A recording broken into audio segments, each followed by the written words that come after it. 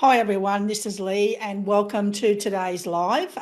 This morning I took the morning off from work, decided that it was Saturday in Australia, and I went and had my hair cut. So I've had a bit of pamper time this morning, which was absolutely fantastic because, being an entrepreneur, we work really hard and it's just nice to have that time out as well. So it's always important to have self-care and take those time you have a bit of treats as well. Now today I'm really looking at stepping away from micromanaging. I've had a few people in my community that put their hand up around their managers micromanaging them, and obviously it's making them feel less confident in their role, and also they're starting to get stressed over that as well.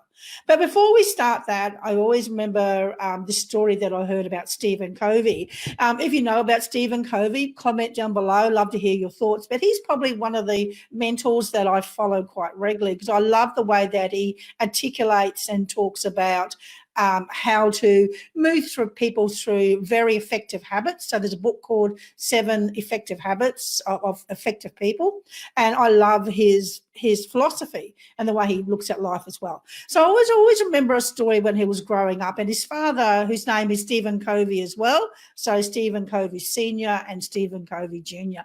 But I remember Stephen Covey telling a story that when he was growing up about 10 years old, his father started to, get him used to being assigned a project and taking ownership and responsibility to that project as well, and to think outside the box as well.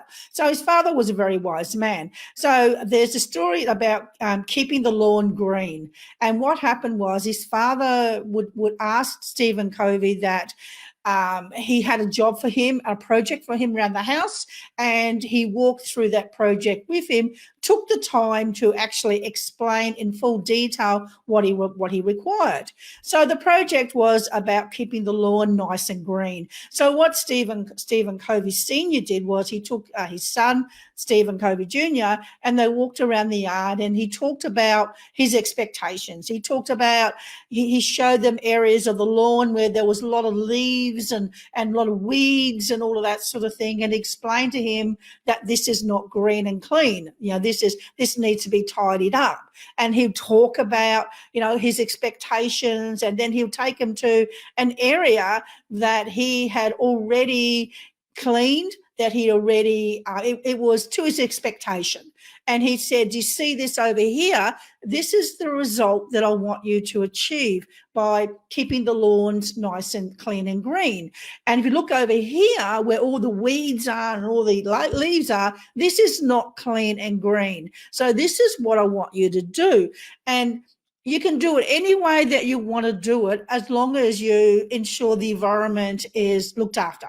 So I want you to make sure that if you do, in your job, that you actually, use chemical friendly for the environment. And so there was a few rules around that as well. So he says, I don't care how you get it done. This is the result that I want done. So, being a young boy to begin with, he obviously had to be trained for his accountability and his responsibility. And so in a week's time, Stephen Covey Senior would take his son out there, and they'd walk through the lawn, and he would walk with him, and he would say, is this clean and green? Is this to the expectation that I wanted? And of course it wasn't to begin with, because he's a kid and he forgot things, and he had to be trained to actually meet the expectations of his father.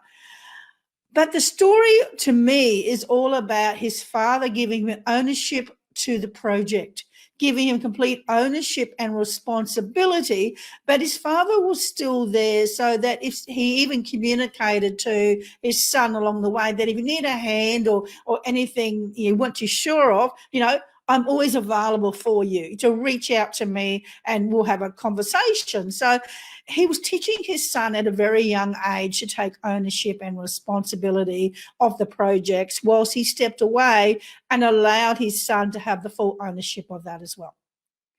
So I thought that was really, really something really powerful to actually teach a very young person. So what happens in, as far as leadership goes, Leadership is about adapting to and knowing your team and being able to adapt your approach to the level of engagement and the level of skill level of your team member.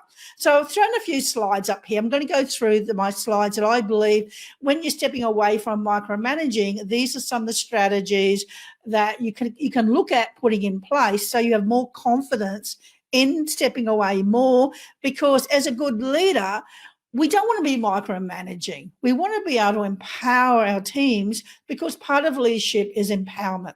It's building people up and giving them, as we spoke about yesterday, about more variety in their work as well, and ownership and significance and responsibility as well. So let's go through some of the slides here. So the first slide I'm talking about is really understand your team member strengths.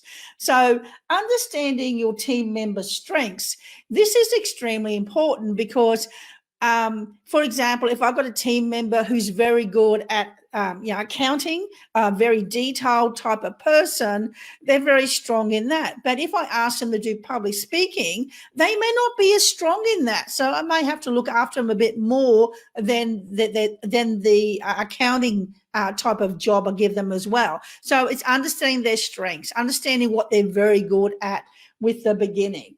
The next one I want to take you through is just find my mouse. My computer's gone a bit strange. Whoops, hang on, just having a few techo issues here. And then the second thing is it's important to understand the engagement level of our people as well. So if you've got someone who's highly engaged and highly skilled, then you can step away a lot more than perhaps someone who's highly skilled but they're not engaged anymore. They've lost that motivation for some reason or whatever, something's happened to them, and they're not showing the high performance type attitude and approach to their work as well. So first of all, understanding their strengths, and then understanding what their engagement level is like. Then the next one we want to look at is we want to really be able to communicate our expectations to them, so they really understand that this is the outcome. This is what we want them to achieve.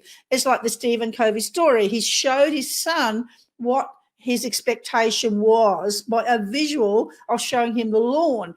We as leaders need to communicate our expectations so that the person knows exactly what we're wanting them to achieve.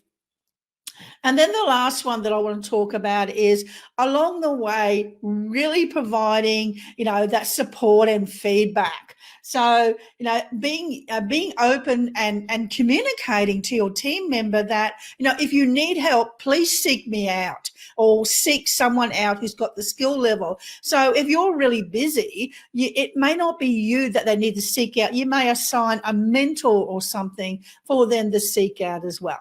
So always looking at those 4 areas. The first one, again, was know your team member's strengths. And then we're going to move into the next one, which is know your team member's engagement level. And the third one you've got to move into is communicating expectations so they know exactly what to do. And also to provide support and feedback so that they feel that you're approachable and that you can be, if there are any questions, anything else that you can ask as well. So I hope you enjoyed today's session. Again, every time I talk about something, everything is adaptable and depending always on the person that you're leading and their approach, their state of mindset and their engagement as well. Comment down below your thoughts and everything else as well with the video. And I've also just released a new ebook. It's about handling difficult conversations within the workplace. I'm going to post the URL above the video so you can download it when you want to. It's a free download. It gives you some really good techniques and strategies of how to adapt your approach when we have all different types of difficult people as well. And we're going to cover one of those in the next video. We're going to cover the person who's the sniper and how you can adapt to